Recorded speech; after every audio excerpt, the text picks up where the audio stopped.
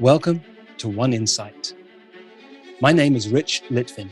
I grew up in London and I now live in LA.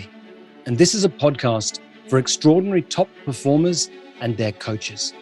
You see, I've coached some of the most successful and talented people on the planet.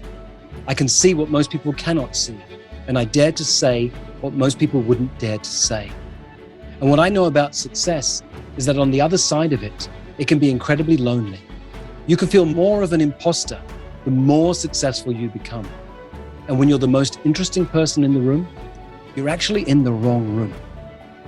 Clients who are more successful, more intelligent, and wealthier than you need your support more than they know and more than you can imagine. I coach around insight. Life looks one way, something happens, and the world looks different, and your entire world changes. It can happen in an instant. And this podcast is called One Insight because a single insight can change everything. This was a really fun episode to record. At the start of every podcast, I get on a Zoom call with someone and I chat to them for a few minutes. Don't want to know where we're going to go, but I want to make them feel comfortable. And Ervine says something to me tongue-in-cheek about the fact that I probably made a mistake, that I wasn't really supposed to have called her, and is she really supposed to be there? But I catch it and I say, may I have your permission to jump straight into recording? And she says, yes. And you'll hear me right at the beginning calling her out because so many of us spend time fighting for our limitations. And I say to Ervine, what do you think? You're the one person who pulled the wool over my eyes and somehow you tricked me and you shouldn't be here? No, I see you. I see you. She's a powerful woman. She's an extraordinary woman. She starts to share with me. I start to share with her some of the things I've learned about her on LinkedIn. And she tells me all these things that weren't even on her LinkedIn bio. Ervine has built a business by word of mouth, one conversation, one relationship at a time. And that's extraordinary. And she wants to grow, but I have to help her see, don't worry about trying to grow by building an enormous Facebook community or doing marketing on LinkedIn. Continue what you're doing right now, building a business, one relationship at a time. We just need to help you expand that. And I give her 5 different ways. We draw out 3 things she's doing already in extraordinary ways and draw out 2 more to help her be remarkable. From the real sense of that word remarkable, when you're remarkable, people remark about you. They talk about you. That's literally a word of mouth business. So listen in if you want to create a word of mouth business in order to be remarkable. We're going to have fun. So you just said, kind of tongue in cheek to me, Ervine, that you don't know if I have the right person. Am I speaking to the right person right now? Like, did we get the email went to the wrong account?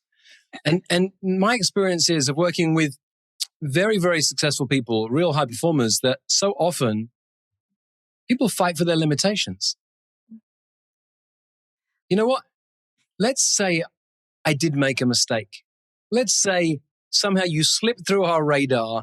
Like, we have this community of extraordinary people I interview on the podcast, I coach, and somehow you were the loser who slipped through the net. Well, why even mention that anyway, if that was true? And chances are, since I've got a track record of spending time with extraordinary people, we didn't mess up. That I'm meant to be speaking to you right now. Okay. So I asked you if I can jump on and start recording this before we're even ready. And thank you for saying yes, because I wanted to capture that on have it recorded, because it's not uncommon. So many of us fight for our limitations. Because we're trained to hold ourselves down, to not be too big, to what do they call it in Australia? Tall poppy syndrome. Don't stand out from a crowd. Sometimes it will save our lives to not stand out from a crowd. And for most of human history, in fact, it was not a good thing to stand out. And there's a reason you're here. Look, I wanted to bring you on the podcast because you remember Transition Excellence. It's really fun to interact with you there. I spent time looking through your bio. You've got a background in the mortgage world, and then you were a business systems analyst. You worked at Cap Gemini. You've done some extraordinary things in your life. I've done a lot, and that's not even everything. You know how they tell you to cut off your LinkedIn at a certain point so you don't look a certain age or you look like you've done everywhere. So yeah, that's not even the full bio. So I told you I started off in engineering. So okay, so look, this is the thing. We it's our world, it's our life, so we forget how extraordinary it can be to other people. Yeah. I didn't know you'd cut that off. I didn't know there was a thing in LinkedIn where you're supposed to cut off your bio, you age yourself. Mm-hmm. But yeah, you've done some extraordinary things that don't even come onto that. And that alone was enough for me to say, wow, you're doing some extraordinary things in the world. Well, thanks. Yeah. I can still feel that sense of humility in you. And that's great. There's a place where, humility is great in the world. Mm-hmm. And there's also a place where you can put humility to one side. You know that line, I forget who said it, it's not bragging if you've done it. Yes, someone great I know who has said that, yes. Yeah. So let's play. Look, everyone who's listening now is going to get a chance to hear what I normally say before we start recording, because I said let's start recording straight away. What I normally say at the start of all these episodes is, look, we're going to talk. I have no agenda. I don't know what we're going to talk about. You might have some thoughts, but we'll find out. And then if at the end, either you or I think, we didn't like this, it didn't work out, I said something I didn't want to say, we don't have to send it to the podcast company to put it up live. Now, I said it every time. I've recorded over 120 episodes, I believe. And I say it to everybody as I'm talking to them in the intro, prepping before we go on. And I say it so that I can relax. Because if I'm trying to perform, then I'm not going to be present with you. And also so you can relax, because you haven't done this before, and I want you to better relax. If we don't like this episode, we won't put it up. Yeah. And the interesting thing, of course, is after 120 episodes, I've never not put one up, because each time we're relaxed enough that something cool happens. Yeah. How's that sound? Awesome. Great. Now I have a particular request. I want to make sure, names are really important. I want to make sure I pronounce your name correctly. How do I say your name? It's Ervine. Ervine. I knew I'd asked that before, so I wanted to make sure. I was waiting for a break point to say, hey, before you record, Ervine. Well, and that's, and even that I love, because one of the things I found is that the less I try to get it right, the less I try and be perfect, the more I get to connect to people. Mm-hmm. So thanks, Ervine. Thanks for telling me exactly how to pronounce your name. Cool. So you're with me in a community called Transition Excellence. Mm-hmm. TE, as we sometimes call it, is my passion project. I decided a couple of years back that it was time to get more widely known in what we do. Having spent 16 years building a boutique business, being known by word of mouth alone, I wanted to share this message with more and more people. I have a business partner in a 1 + 1 = 11 relationship. He stays in his zone of genius, I stay in mine, and we're creating something really cool. So my zone of genius is creating and building great community. His zone of genius is building big companies and being a great digital marketer. Together, we create a great partnership. And we created Transition Excellence to help high-level leaders, people who've been successful in corporate, like you, to help them fly in the world of coaching and consulting. And here we are. So it's exciting for me to better have a conversation with you today. Can I ask you, how did you even know about Transition Excellence before we dive into your story? Okay. Well, because I came across you from Mind Valley. Mm-hmm. And I signed up for your Being an Exponential Coach program there. And when I saw the masterclass, I immediately said, this is it. It was an immediate, yes, this is the person I want to follow. And I actually saw Transition Excellence for the first cohort, but it was already closed. Mm-hmm. And I said, oh no. So I put myself on the waiting list. And as soon as it came up, I was ready to sign up. So, and what was missing for you in your world or your business that, I think this is what I'm going to get this out of here, this program? Okay. The main thing for me is, and I'm sure what I say isn't the first time you've heard this, but coaching is like the wild, wild west.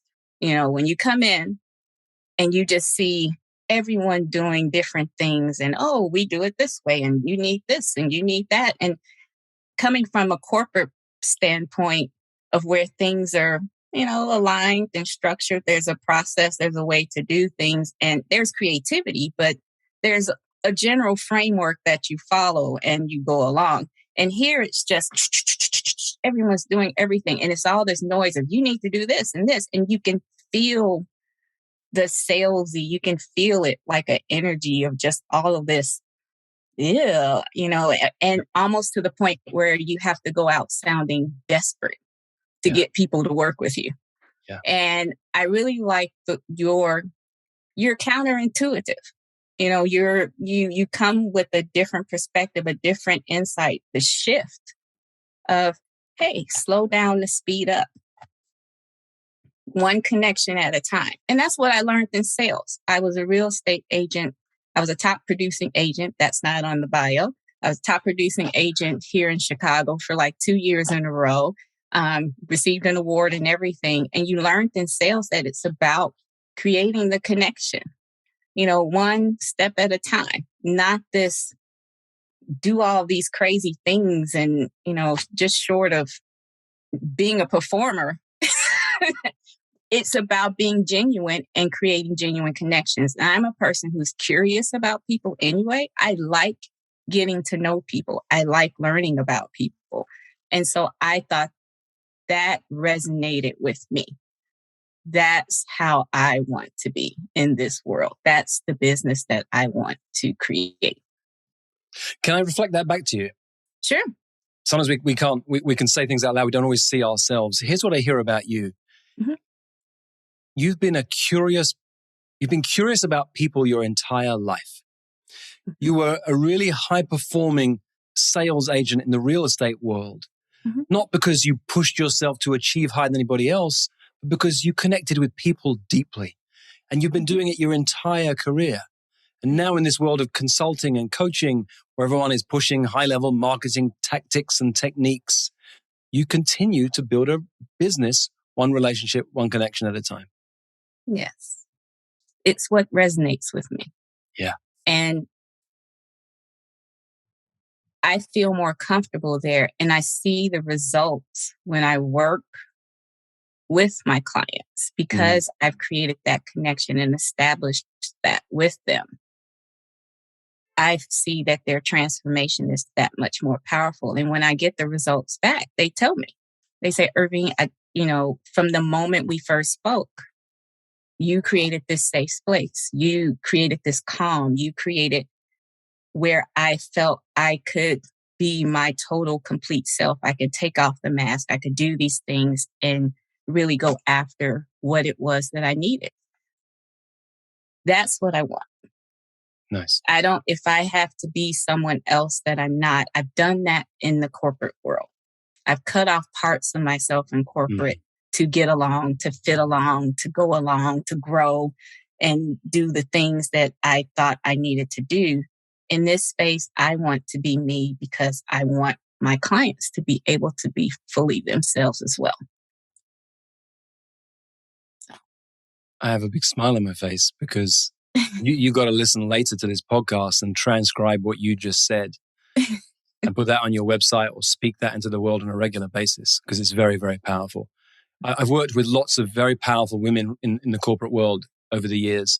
And very similar things they'll say. I had to cut off part of myself in order to show up a certain way, do certain things, speak in a certain way, show up a certain way. And then I was lost. Yeah. I lost myself. I didn't realize the more I was doing the expected things, how much I was hurting myself internally. Yeah.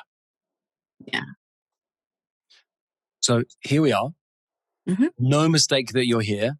I actively wanted to spend time with you. How can I support you? What would make this an amazing conversation? I thought about that. And the thing that keeps coming up for me is now I'm at this place where I'm feeling like I'm a best kept secret. And I don't know how to quite make that shift. Great. I know that one myself. 16 years, I think, of being a best kept secret. Mm-hmm. And let's talk about some ways you can shift that. Mm-hmm. How many clients do you want a year? Good question. I want, when it comes to clients, if I look at a total, and I guess, do you mean at any given time or? Over a year. Okay. You can say per month or per year, whichever. I would say maybe about 5 or 6 per month. So 5 or 6 new clients per month? Oh, no. Like I'm working with about 5 or 6 actively in the month. And so how long do you work with a client for? Is it for a quarter, for 6 months, for a year? It depends. For right now. What's your desire? Forget what it is now. What's your desire? Okay, what's my desire? I would say about 6 months to a year. Because the work that I do, it doesn't take very long for them to receive their transformation. Yep. And the change that they go through. If they want to continue with me on a maintenance type basis, or they just want to say, hey, Ervine, I want to check in with you on this, great. But for them to really have that change in their life, about 6 months. Great. So round about 12 clients a year. Mm-hmm. What's that face? Yeah. No, I'm doing my math in my head. Yeah. Yeah. I mean, it's funny, right? It's not complex, right? It's not complex at all. It's like, oh, okay. So we're not talking about going from a best kept secret to being promoted by some of the top marketing companies on the planet on every Facebook page out there and on TV. We're talking about a dozen people a year. Yeah. Yeah. But then even as I say that, Rich, though, is that enough to create the change that I want to create? Well, the answer to that is it depends. Mm-hmm. I am interested to work with leaders who are at a higher and higher level over time. Yeah. So that I don't need to work with more and more people over time, that my impact is increased because I have leverage. Every time I work with a more powerful leader, the impact is bigger. Yes. That excites me. Mm-hmm. And that is exciting. So it sounds like we're talking. You can always change your mind in a minute, but let me catch you where we are now. No. If you worked with a dozen clients a year, but each year you upped the bar for the impact they were having, the difference they were making in the world, for who they were and how they inspired you, that would feel really good. It would feel amazing. Great. Because I know that the work is happening in just exponentially. It's continued growth. Right. So there's some things that we need to do. And it isn't hiring one of the top marketing experts on the planet to create a LinkedIn strategy and a social media strategy. I mean, do those things that they make you feel alive and they're fun for you. But number one, we have to start off with, don't lose sight of word of mouth. It is the platinum standard for any business. If you're growing a business that's word of mouth, and you must be if you're a best kept secret, then how are you doing that? Tell me about what you're doing now so we can leverage that rather than try and create some new strategy. So I've held free training sessions in different masterclasses. And because those people have experienced me, when I made an offer, they would move forward to work with me in some additional capacity. The other way people know me is other communities that I'm a part of. They get to know me as I'm sharing insights, or they come to me for some type of advice or something I'm saying in relative to the topic. And they're like, wow, that was really good. Can I speak to you more about that? The other is form a network.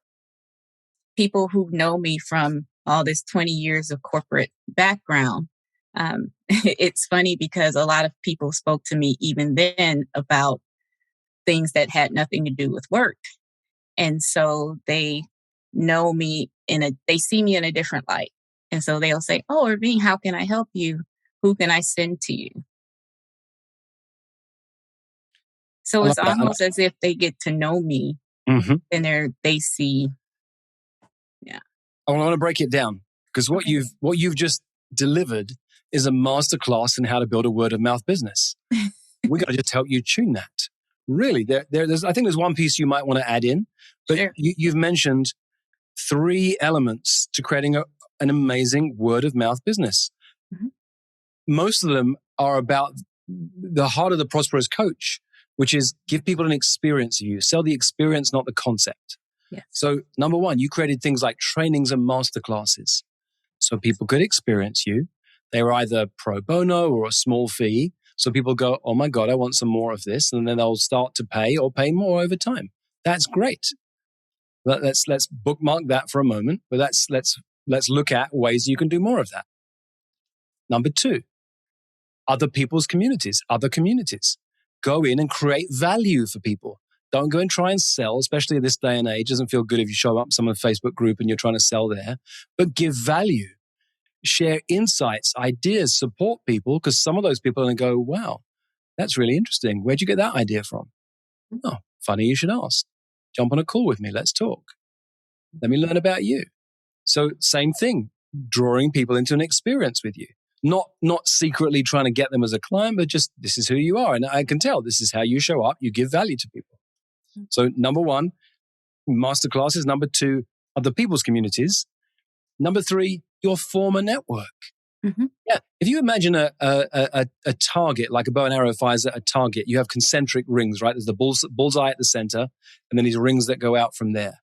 So the bullseye, right at the center, there's you and a handful of people who know you really, really well. Mm-hmm. You go out one concentric circle, then it's they're pretty close friends, colleagues. You go out slowly further and further, and then it's prior colleagues, old friends, and you get to the outermost circle. And beyond that is people who've never heard of you, don't know anything about you. Mm-hmm. And most of the people on Facebook who are teaching you about marketing are teaching you how to get to all those people who've never heard of you, know nothing about you. Mm-hmm. There's a place where you can do that. If it lights you up, you can do that, but you don't need to if you're building a practice with no more than a dozen new clients a year. You go into those circles, you start in the innermost circle. And so your former network is a great place to go because it's a place where you're trusted by people. Again, it feels a bit off. It's a bit like if you ever have a friend who starts, what do they call it, network marketing, and they start calling you up and saying, hey, I'm selling these new cleaning products. They're amazing. Come on. It just turns you off. But if you show up and say, hey, Paula, we haven't spoken for 3 years now. How's life? What's going on? Genuine curiosity, and that's who you are. Yeah. Sometimes people will say, well, what are you up to? Funny you should ask. I'm doing consulting and coaching. What do you mean? Well, I work with people like this. Here are the challenges I see. Or, funny you should ask. This morning, I was working with someone who's facing this challenge. Yeah. And watch what happens as some of those people say, tell me more. Yeah, I literally have just had a call with someone. And that's exactly what's happening. So we're speaking next week. And he said, oh my gosh, Ervine, I'm starting this new job and I'm overseas right now. But as soon as I come back, because I need your help, because I need to do good in this. I'm like, okay, great. Love it. Yeah. This is a person who knows you and trusts you. When you get on a call to say, how's life? They realize what you're up to could be of value to them. Yeah. Yeah. So those are 3 great ways. You're already doing it. Keep doing more of that and hone it. Look for, actually, what kind of masterclasses do I like to do? What ones resonate the most? Make stuff up. I mean, that's what I'm constantly doing. People don't know this. They see the things that work for me and assume that, wow, if only I could do the things that Rich does. I'm making stuff up all the time. I mentioned on our call this morning, I'm going to Dubai with my family at Christmas. I made up a program that will involve a couple of days my clients coming out to Dubai. Yeah. I made that up. I haven't even told anyone out loud about it right now, but I'm making stuff up all the time. Yeah. And some of it works and some of it doesn't. And then you just keep following the paths of what works, what lights you up, what lights your clients up. So do more of that. Keep creating value in other people's communities. They'll love you for that. And keep serving your prior network, people you used to know, old friends, old colleagues. Mm-hmm. 2 other ways I'll add in. One is referrals. When was the last time you asked one of your clients, hey, I built a word of mouth business. don't spend time doing Facebook ads, posting on LinkedIn. I serve people as powerfully as I can. And every once in a while I ask them, is there someone you know who would get some value from this?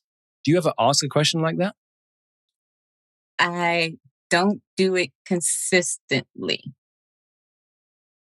Okay. So we need to shift that.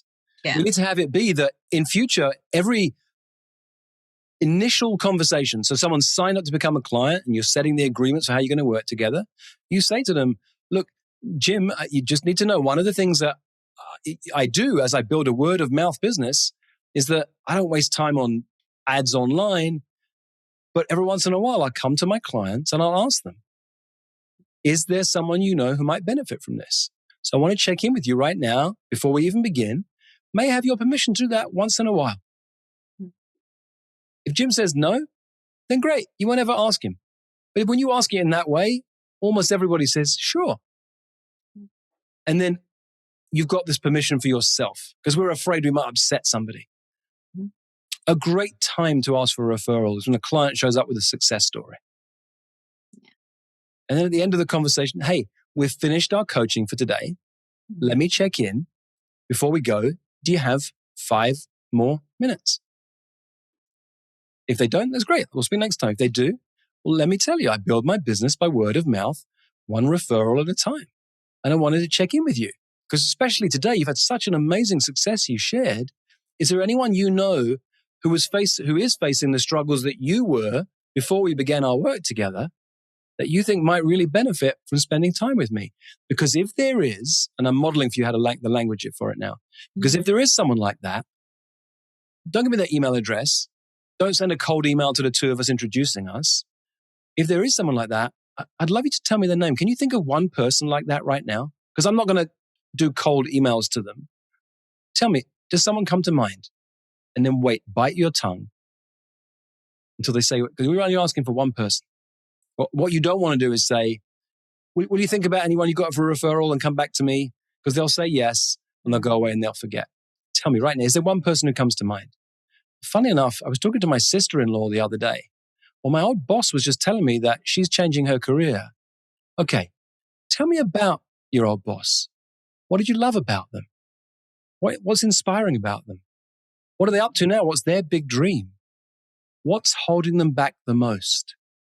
Do you think they'd be open to coaching? And why did you say their name to me? Why do you think I might be of value to them?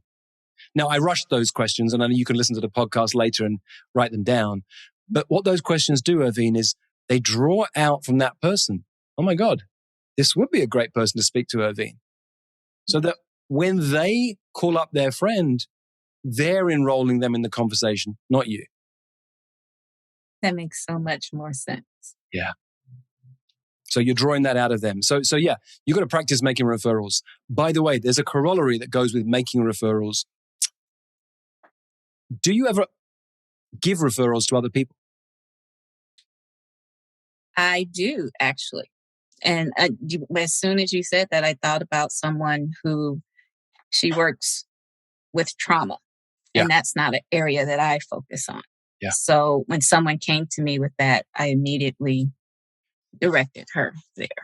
Nice. So you'll find if you want to receive more referrals, the world works as an exchange of energy. If you start creating more referrals on a regular basis, calling people up, hey, I think I've got someone who'd be really valuable to work with you. I think you'd really help them. You'll find that the energy comes back to you. Yeah. I'll give you one more because we talked about masterclasses, giving the experience of what you do, giving value to other people's community, your former network, and then referrals. And the last one, create community. It's time for you to create your own. Now we're there. Tell me more. What's that sound mean? Oh, Rich. All right. So now we're digging the level deeper here. Okay, great. Yeah, more than once, I've been asked to, I started off, doing like little videos on Facebook. And sometimes I, just to get over my fear, because I've only made video clips. And people respond to them and they're saying, hey, Ervine, that was really good. I appreciate that insight. Give us more. And the assistant I just hired, she said, you need to have a group. You need to have a group. And I made this mention the other day saying, well, I think I'm going to start a podcast. I don't know why. It just came to me. And everyone's like, tell me when. I'm ready. I'm ready. And so I have this kind of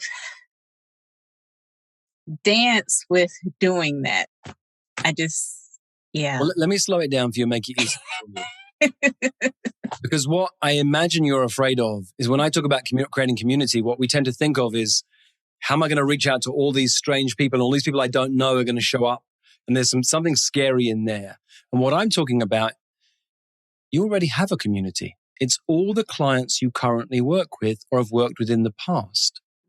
So you could go to your current and former clients and say, hey, I'm creating the Fox network. Ervine's last name is... You don't like that one? No, I was saying I don't know about the Fox network, but okay. Yeah, that's fine. Okay, fair point. Ervine's last name is Fox, but there was something. Good point. Other associations, but create a fun name for it, whatever that is. My community is called 4PC. Mm-hmm. It means nothing really out in the world. I made that up. It stands for the 4% Club. But as I've talked about it more and more, people hear about 4PC and they don't even know what it means. You can I have a group called Project Kairos, Transition Excellence. These are just names I've made up. Yeah. So create a community and then one at a time reach out to current clients and say, hey, I'm building a community, one person at a time.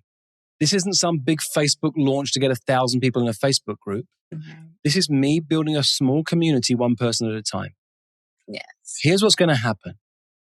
And then you decide, I don't know whether you want to do it on a platform like Facebook, whether it's creating, there's an app called Mighty Networks that's great for building small communities. There's different ways you can play.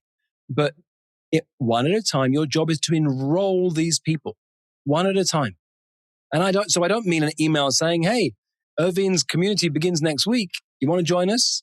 I mean, one conversation at a time. Yeah. This is who it's for. Don't join to make me happy. It matters not to me if you're there or not. I'd much rather you weren't there if you're not feeling inspired to be there. But here's what we're going to do if we're there. Every Tuesday, I'm going to pick a topic of the week, something that scares me. And we're going to share the things that scare us. Or maybe it's Fearful Friday. Pick a couple of things a week that you're going to do in there, and that's it. Make it really simple. Maybe it's once a week only.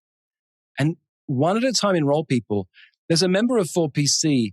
His name's Chris Frolick. Chris was a famous DJ in the 90s, built a big company years later, and that's still running to this day, that's given him the freedom to create the life that he wants.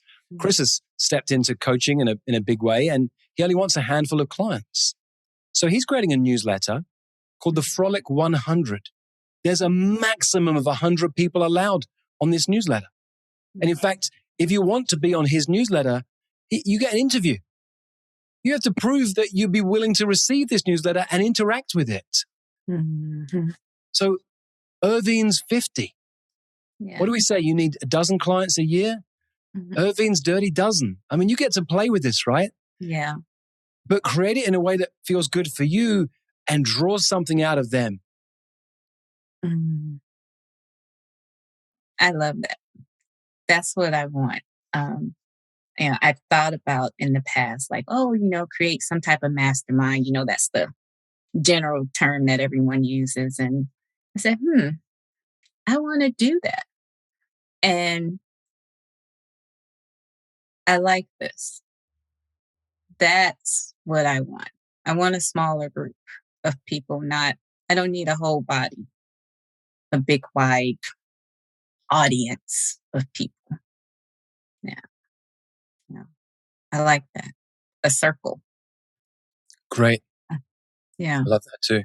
So this is what makes it unusual. Like, you acknowledged me earlier for the counterintuitive way that I do things, which tells me that there's something about you that likes doing things differently.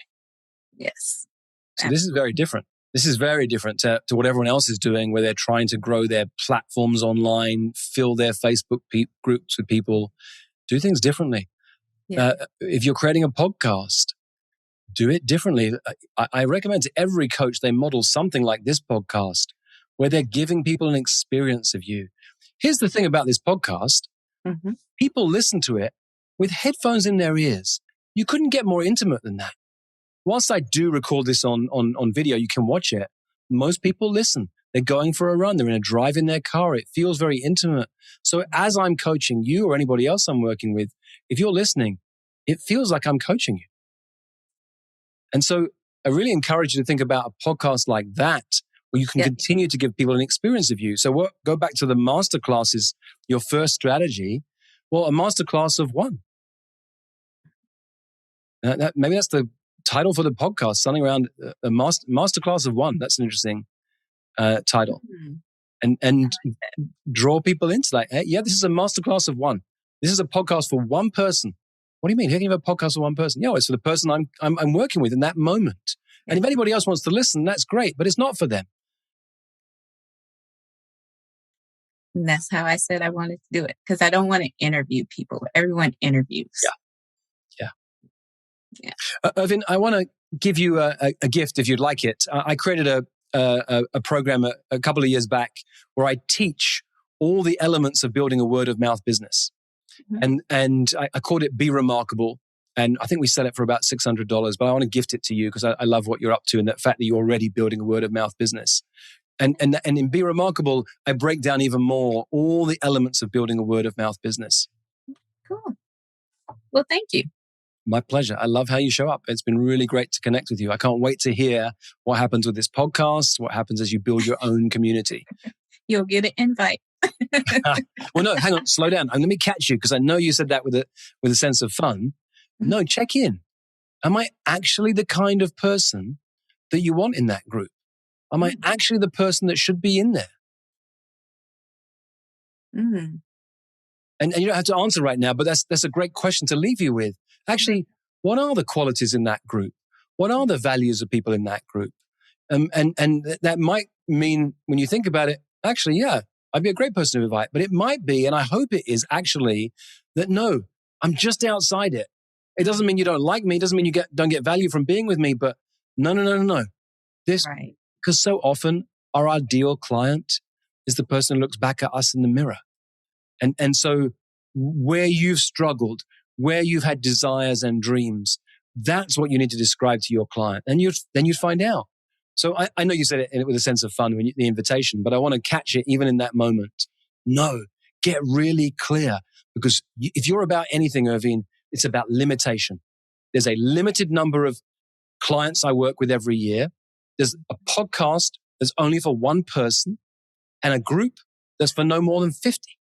Yeah. And so you've got to filter really carefully, because if you bring me in and I'm not your dream client, I'm keeping a dream client out of that community. And you want to be really careful you don't do that.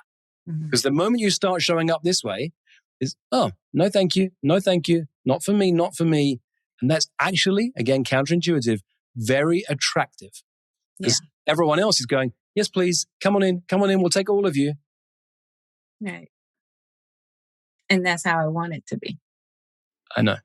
Because for what needs to be done, the work that needs to be done, it's not, everyone isn't going to be able to. Exactly. There's some qualities that you draw out in your clients that is not for everyone. Ervine, thank you for playing. This was really fun. Thank you, Rich, for having me. I guess I wasn't a mistake after all. Who knew? Who knew? Thank you so much. For most of human history, it wasn't called coaching, it was called leadership. And it's what I love to do, to coach people, to lead people, and to mess with people's thinking.